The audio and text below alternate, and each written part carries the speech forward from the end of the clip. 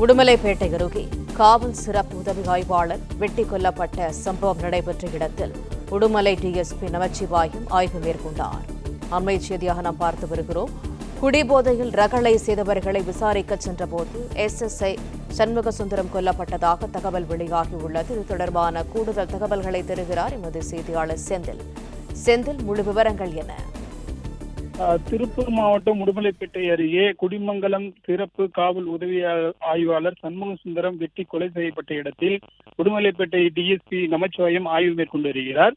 திருப்பூர் மாவட்டம் உடுமலை அருகே செக்கனூத்து பகுதியில் மடத்துக்குளம் சட்டமன்ற அதிமுக சட்டமன்ற உறுப்பினர் மகேந்திரன் தோட்டத்தில் பணியாற்றும் திண்டுக்கல் மாவட்டத்தைச் சேர்ந்த தந்தை மற்றும் 2 மகன்கள் ஆகியோர் குடிபோதையில் ரகளை செய்வதாக குடிமங்கலம் காவல் நிலையத்தில் தகவல் கிடைத்துள்ளது.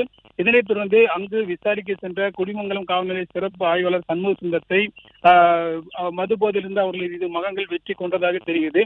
இதனைத் தொடர்ந்து சண்முகசுந்தரத்தின் உடலை போலீசார் பிரேத பரிசோதனைக்காக அரசு மருத்துவமனைக்கு அனுப்பி வைத்தனர். இந்நிலையில் சம்பவம் நடைபெற்ற இடத்தில் உடுமலை டிஎஸ்பி நமச்சிவாயம் தற்போது ஆய்வு மேற்கொண்டிருக்கிறார். சம்பவம் நடந்தது குறித்து எவ்வாறு வெட்டப்பட்டார், எந்த நேரத்தில் வெட்டப்பட்டார், சம்பவம் எவ்வாறு நடந்தது என்பது குறித்து தற்போது அங்கு விசாரணை மேற்கொண்டிருக்கிறார். சிறப்பு காவல் உதவியாளர் வெட்டி கொலை செய்யப்பட்ட சம்பவம் அப்பகுதியில் பெரும் பரபரப்பை ஏற்படுத்தியுள்ளது.